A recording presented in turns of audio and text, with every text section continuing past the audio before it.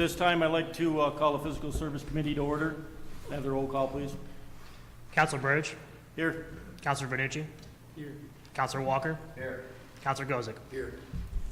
I'd like to approve the minutes of the January 21st, 2025 committee meeting. Can I have a motion on that, please? Councilor Gozick, Councilor Vernucci. Councilor Burge. Yes. Councilor Vernucci. Yes. Councilor Walker. Yes. Councilor Gozick. Yes. You see no old business, we'll move on to new business. Number one, the city clerk's office has received a request from the Oswego YMCA for blanket authorization regarding use of public space at street corners to place signs advertising popular annual community events. Is there anybody here like to speak on the matter? I'd like to table this until the next committee meeting. I'd like to have the YMCA provide us where they're actually putting the signs, how big they're going to be. I know there was an issue last year. I'd like to maybe get that covered before we get too far into the year, and that way they'll know exactly what's happening. So I'm just going to request her to give us a list where everything is, and we'll vote on it 2 weeks from now. Sean, are you also asking for like dates, so it'll be up here, Correct. down there? And Dates, and also when they're removed too. If the thing's done, get the signs removed, get them taken care of. I think we pretty much follow the same rules we follow with everybody else in the city, and this will help clarify everything that we've got going on. I have a motion to table. Councilor Walker, Councilor Vernucci. Councilor Burge. Yes. Councilor Vernucci. Yes. Councilor Walker. Yes. Councilor Gozick. Yes. Number two, City Attorney Kevin Caracoli has received a request for use of public space from Jason A. and Christine Rinaldo, owners of a single-family dwelling located at 15 Margaret Street, to allow their fence and other encroachments to remain in place. Anybody here like to speak on the matter? This time I'd like to table this also. We have some, Nope. I'm sorry. I don't know if I need to speak. I was just going to see what you were going to say. Were you going to table it for? We're going to table it for the present. There's some things we need to look into. I'm going to ask for a motion to table it. Okay.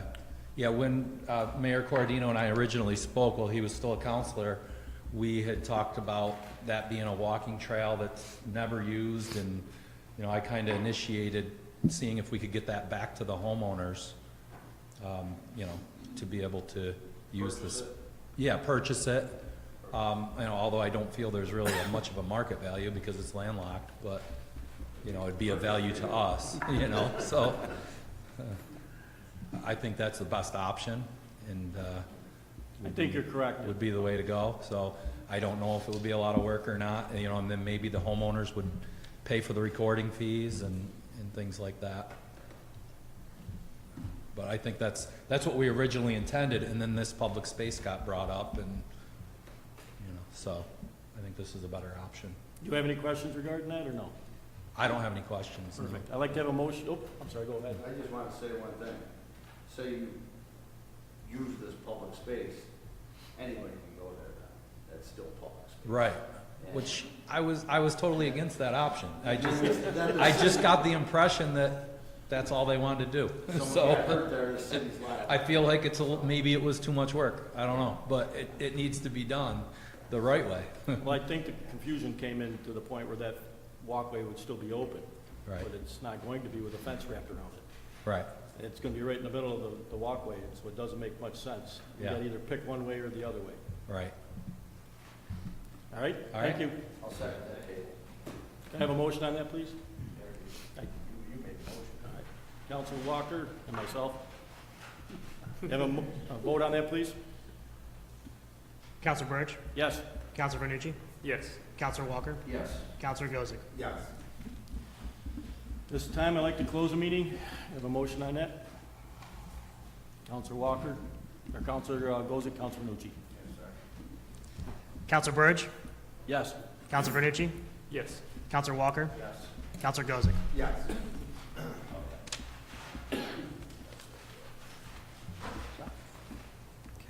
This time, I'd like to call to order the Administrative Services Committee. Clerk, please call the roll. Councilor Plunkett. Here. Councilor Burge. Here. Councilor Allen. Here. Councilor Vernucci. Here. Councilor Walton. Here. I'd like a motion to accept the minutes from the previous meeting from January 21st, 2025. Counselor Allen, Counselor Walton. Counselor Plunkett, Yes. Counselor Burge, Yes. Counselor Allen, Yes. Counselor Vernucci, Yes. Counselor Walton. Yes. Is there any old business? Let's move on to new business. Item 1 under authorization. City Chamberlain Deborah Code requests authorization to complete 2 budget amendments to the Police Department Materials and Supplies account in the total amount of $127,519 to fund law enforcement equipment purchases originally funded by grants received in 2024. Ms. Cole? Thank you, Counselor. This is just to bring the grant funds forward so the police department can utilize them. Does anyone have any questions for the City Chamberlain? Can I get a motion, please? Counselor Walton, Counselor Vernucci. Counselor Plunkett, Yes. Counselor Burge, Yes. Counselor Allen, Yes. Counselor Vernucci, Yes. Counselor Walton. Yes. Item number 2 under authorization. City Engineer Jeff Hinderleiter requests authorization for the mayor to sign Amendment Number 1 with the Siemens Industry Incorporated relating to the hydroelectric high dam facility and the energy improvements project. Mr. City Engineer? Good evening, councilors. Before I go into that, it's my first time seeing you since my leave of absence. I wanted to just give my personal thanks to you for your support and also for your patience as I've gotten back up to speed on things here back at the office. Thank you. So in the city, the council, you are the keepers of the purse, but you're also the keepers of the scope of work. When you approve a contract, you approve a certain scope of work and you approve a cost associated with that. And so the way our purchasing policy stands, that if we're going to change the scope of a project or change the cost of a project, I have to bring it back to the council to have you execute that. So what you see in front of you from Siemens is a change of scope, not a change of cost. And to explain what it is, I know you guys are probably tired of high dam, about as much as I am. And the scope of work really is a change as a result of realizing that the expenses that would be incurred on Unit 4 particularly to execute the scope of work to remove the unit from the plant to have it rewound, there's a good chance that it won't go back in as easy, if at all, if it were to be put back in. The damage that occurred about a decade or more ago on it, which has the unit out of alignment, it also cracked structural members that have been rehabilitated. And if you remember, on one of the tours if you've been on, we pointed out where these rehabs and repairs have been done. And so the concern right now is that if we were to do what we did to Unit 1 to Unit 4, that unit may not go back together, where today it's able to operate and has been operating at 98% uptime that we've had water, that unit's been able to operate. And so in meeting with Siemens and reviewing their scope of work, it became apparent that if we were to eliminate Unit 4 from the rehab, it would create a surplus of monies left in the contract that they had earmarked for that unit. And at the same time, in dismantling Unit 1 and sending it out, revealed a number of issues that we anticipated running into as we went through the unit. And so the scope of work change is to remove Unit 4 from the contract of scope of work and reallocate those resources to Units 1, 2, and 3, particularly so that Unit 1, while it's completely disassembled, we address any and all needs that we can in that unit because of the cost it takes to get there. Units 2 and 3 won't be disassembled the way that Unit 1 has been, but Unit 1's had the most uptime, has the most wear and tear on it, and definitely has the most need. It's our best performing unit, and so it made sense to kind of invest in this unit the way that we have. So the information that's before you outlines the scope of work. I'll comment on that the schedule that's a part of it is already behind schedule.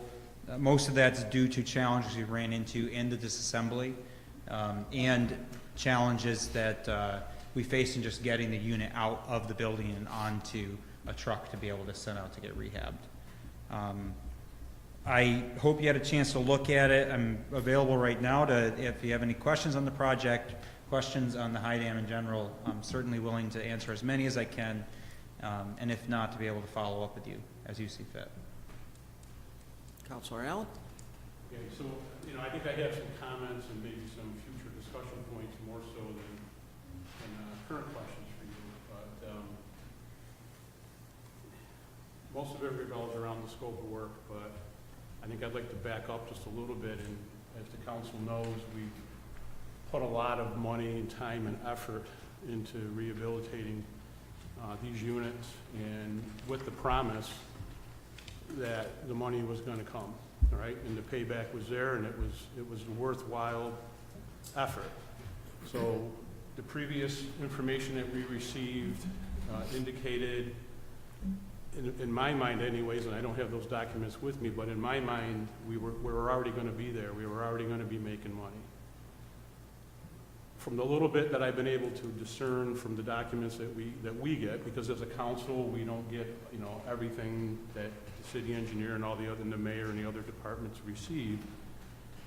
We can do all this work, and I'm not opposed to it, and I think your strategy is sound and prudent, and I appreciate, you taking us in that direction. However, we're still not going to make any money. We're currently don't have the right relays in place, the metering in place. Correct. Even though we've fulfilled our obligation with National Grid under that 2 cent, if I have that right, where we were only getting 2 cents, and for the council's understanding, I mean, we're getting paid 2 cents a kilowatt. We're losing money hand over fist. There's no way we can even come close to making it for that. The way in which we can make money at that dam is to get the project completed, but one of the cornerstones to that is getting these relays in place, and I don't really see it. I haven't seen anything about that. So, maybe it comes down to us just conversing more with you and the various departments in the mayor's office, but from a council perspective, the only information that we see is either more money or reallocating money. In this project, we have a significant, I've lost track. It's probably $9-10 million anyways, just since I got on the council a year ago.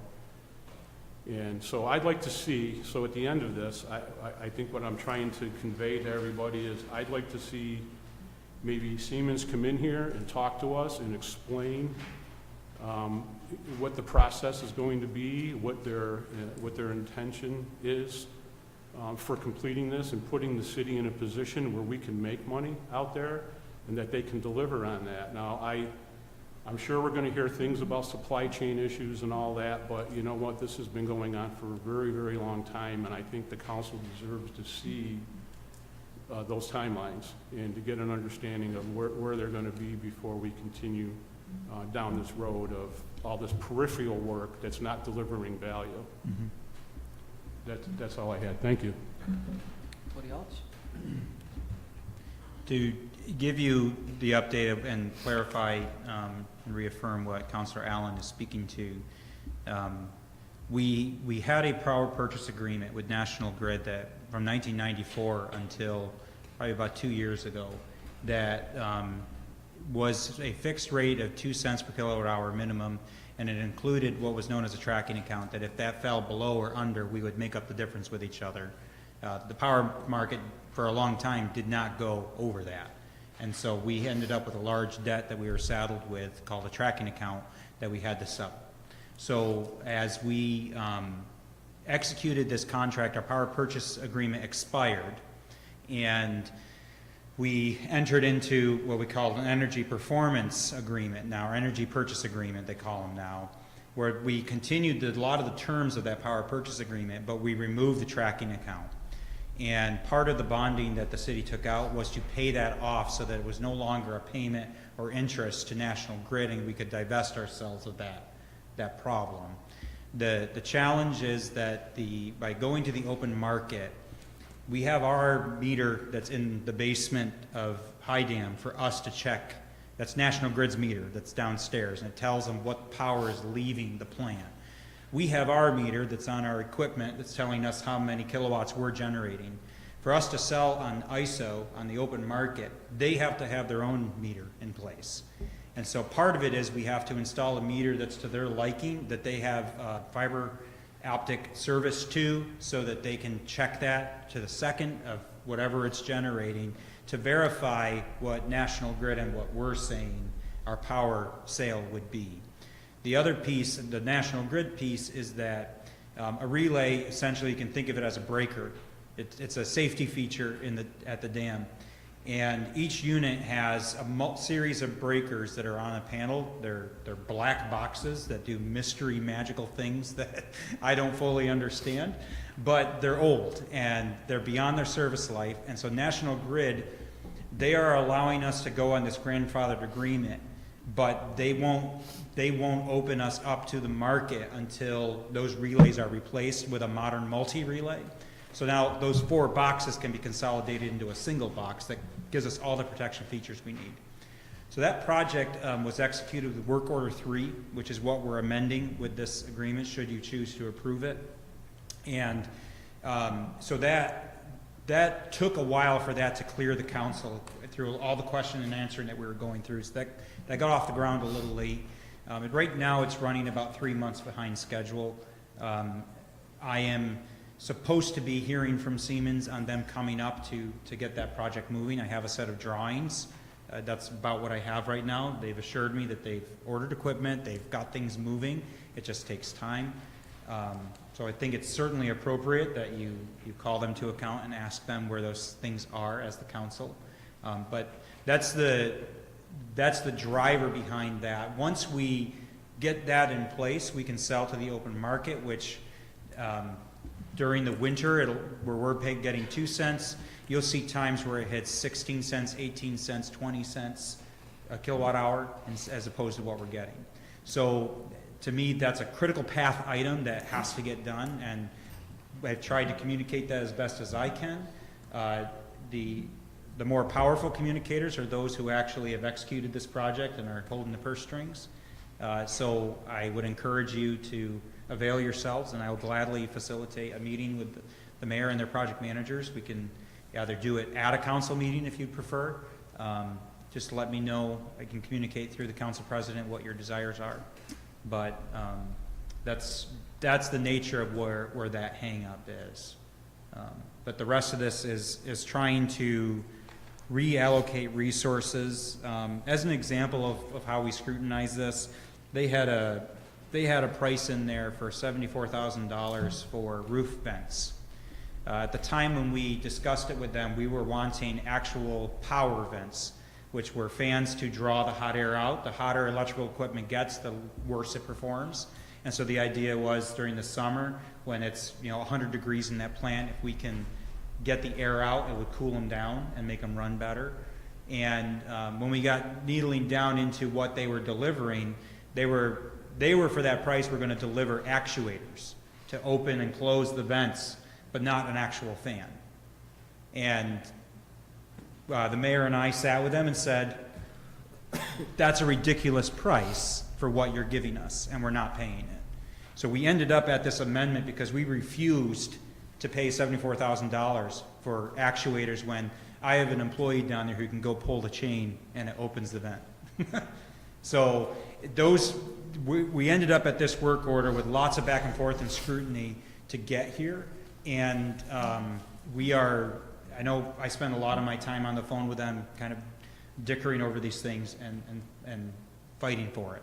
So I welcome you to that table to help us and to make sure that we're holding them accountable to their contracts.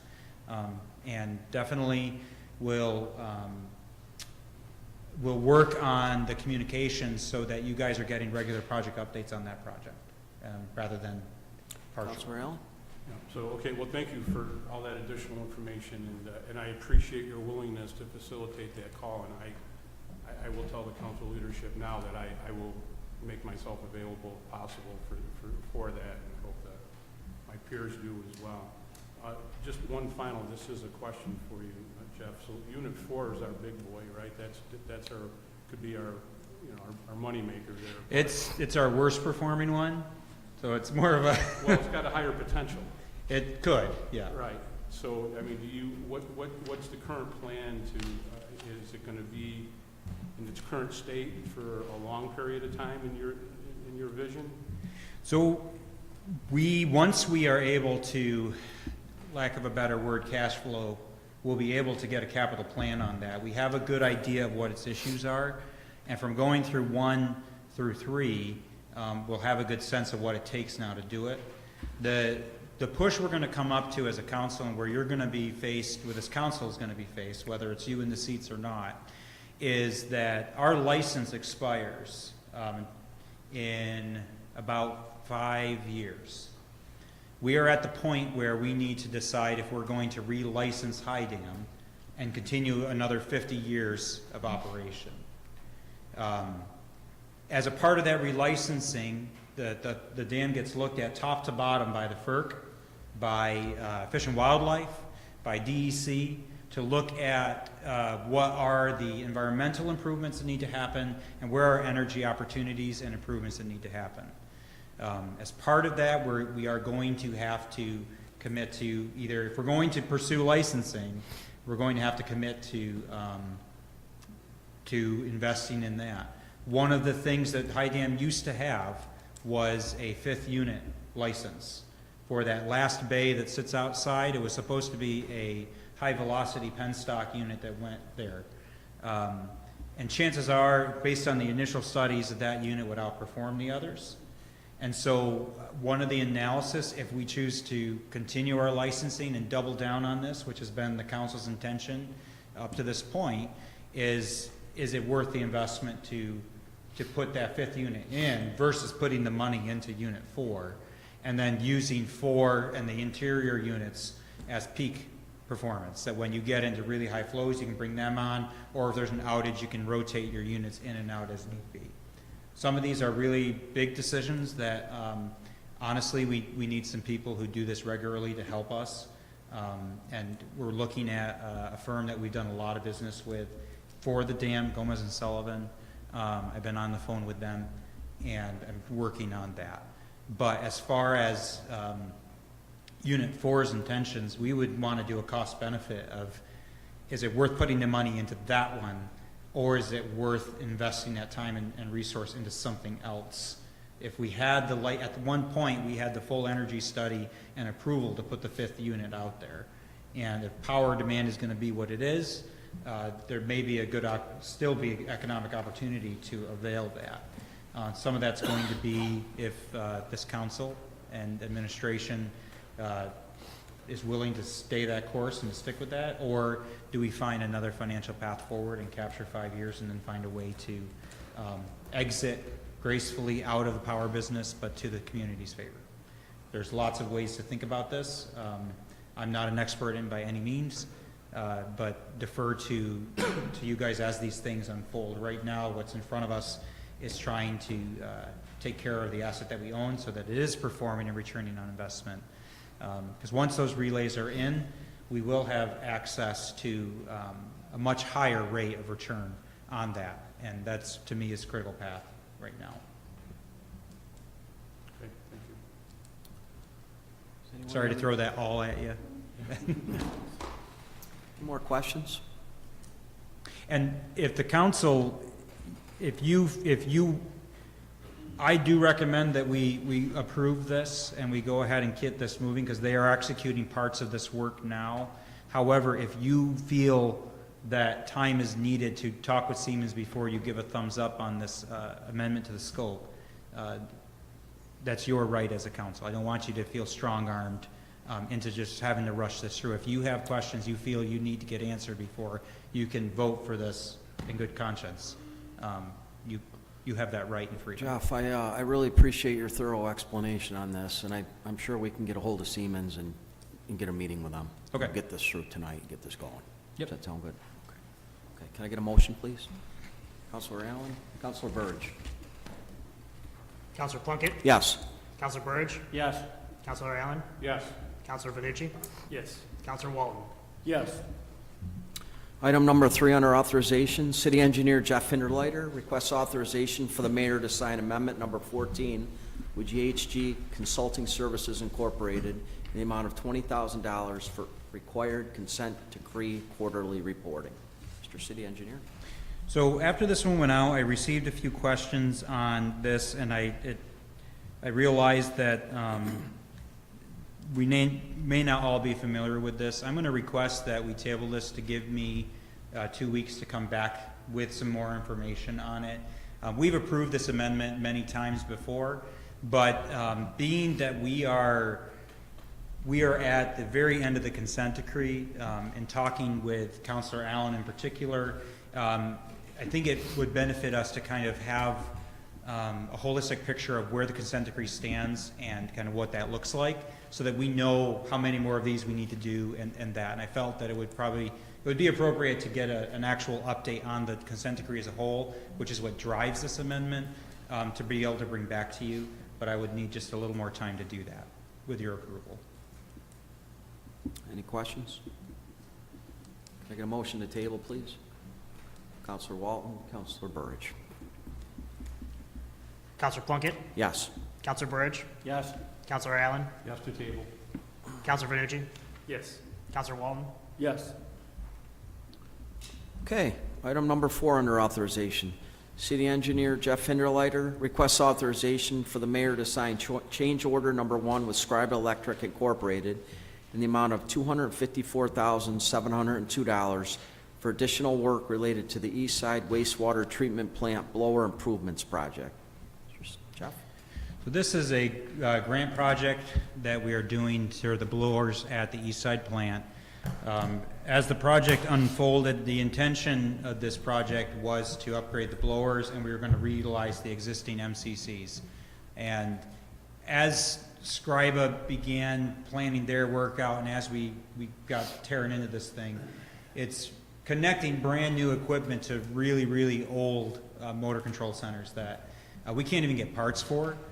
So as we're trying, like, they're looking for buckets to put in here, and they're all rehabbed and bubble gummed together. And so we had allocated within the EFC funding extra money for things, and we had budgeted $270,000 for the potential of this. And as we got looking at it, it made more sense to go ahead and replace this equipment. And so we asked Scriba for a quote. It came in at $254,702. And so that's what we're asking approval for, is that we give approval to change Scriba's contract to include this new MCC. And that would bring the total contract price for Scriba's contract to $1,394,952. And this project has a green infrastructure grant, but it's also being funded by EFC through the state revolving fund. So this does not affect our local bonding limit. It's put into, I believe this project, is this a 0% interest project? Or is this is 0% interest on this money as well through EFC, because we're a hardship community.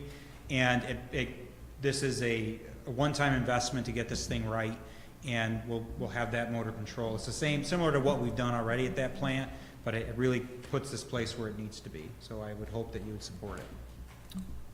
Counselor Allen? Yeah, so I guess just some comments for my fellow counselors. I had the opportunity to ask Jeff Hinderleiter about this just before the meeting, and I initially wasn't comfortable with the amount of money for this motor control center. So MCC stands for Motor Control Center. It's just a big wide rack that's got a bunch of breakers in it. And I think there's, 27 or so slots in this, and it just seemed like a lot of money to me for this. The price per bucket, and maybe I'm just old and I remember the prices from yesteryear or something, but it didn't seem correct. But I did talk to Jeff, and I did extend my concerns, I expressed my concerns rather to him, and I'm comfortable that he has the right methods of accountability and controls in place. And he has assured me that as this project evolves, that they will review all the costs in an itemized fashion, because we didn't get that in this. All we got was just a big dollar amount, and we don't have the breakdown. So it's really hard to assess, plus it's outside of most of our fields of expertise. But it didn't seem to pass the sniff test at first, but I'm comfortable that, you know, that if it's not correct, that they'll make it whole. So I just wanted to share that conversation with you. Any more questions or comments? Can I get a motion, please? Counselor Vernucci, Counselor Walton. Counselor Plunkett, Yes. Counselor Burge, Yes. Counselor Allen, Yes. Counselor Vernucci, Yes. Counselor Walton. Yes. Thank you, Jeff. Anybody have anything else? Can I get a motion, please, to disperse? Counselor Allen, Counselor Burge. Counselor Plunkett, Yes. Counselor Burge, Yes. Counselor Allen, Yes. Counselor Vernucci, Yes. Counselor Walton. Yes.